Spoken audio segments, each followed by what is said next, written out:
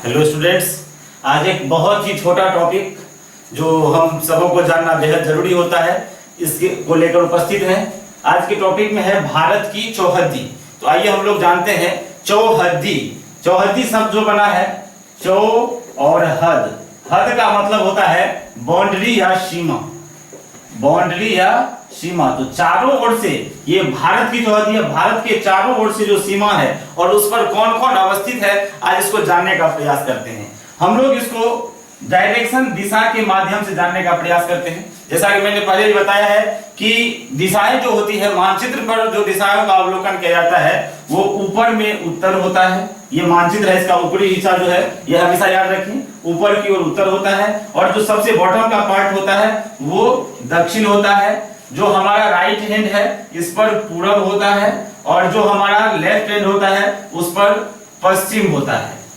इसको नॉर्थ, इसको साउथ कहते हैं, ये ईस्ट है और ये वेस्ट है। ये चारों हिसाब से ये चार सीमाएं, चार जो हद है, हद मतलब सीमा, इसको चौहद्दी कहते हैं। इसको मानचित्र के माध्यम से भी देखिए, ये उत्तर का पार्ट है, ये दक्षिण का, ये पूरब और ये पश्चिम। तो इसके उत्तर में कौन कौन लोकेट है इसको हम लोग देख लेते हैं। ये जो उत्तरी हिस्सा है ये यहाँ चीन का एरिया है।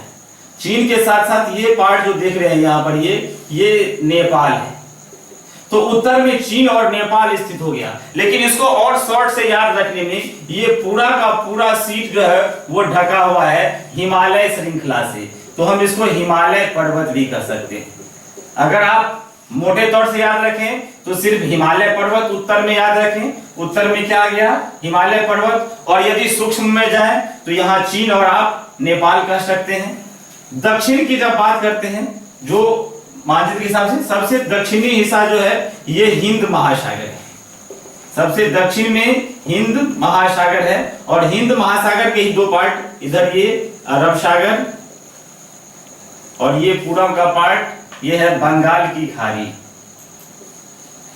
तो पूरब में बंगाल की खाड़ी, पश्चिम में अरब सागर, उत्तर में हिमालय पर्वत और दक्षिण में हिंद महासागर। अगर और सूक्ष्म में जाए तो ये जो पार्ट है ये है म्यांमार का।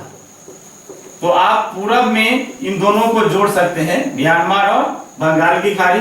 पश्चिम में अरब सागर, इसके साथ आप ये भी पश्चिम का ही एरिया है। यहाँ है पाकिस्तान, तो आप इसको भी जोड़ सकते हैं। तो पश्चिम में क्या क्या आ गया? अरब सागर और पाकिस्तान। पूरब में क्या आ गया? म्यांमार, बंगाल की खाड़ी। दक्षिण में आ गया हिंद महासागर, और उत्तर में आ गया हिमालय पर्वत। सूक्ष्म में आप जाएं तो चीन और नेपाल कह सकते हैं। इस प्रकार ये हमारे जो है भारत की चौहद्दी हो गई। अब यदि भारत की चौहद्दी को देखिए, थोड़ा सा और सूक्ष्म में जाते हैं।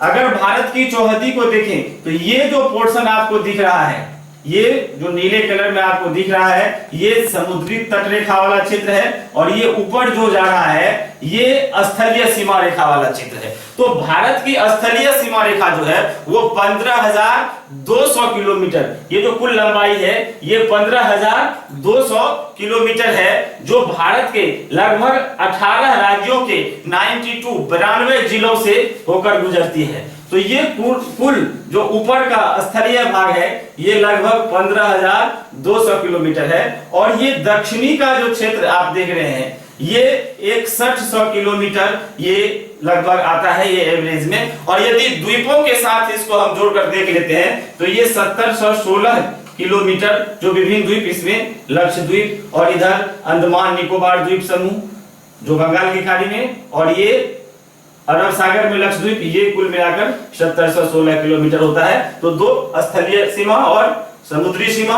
और इसकी चौहद्दी को हम इसमें जानने का प्रयास किए। इसी तरह के और छोटे से जानकारी भरी पूर्ण वीडियो के साथ आप इसमें उपस्थित होंगे। तब तक के लिए धन्यवाद।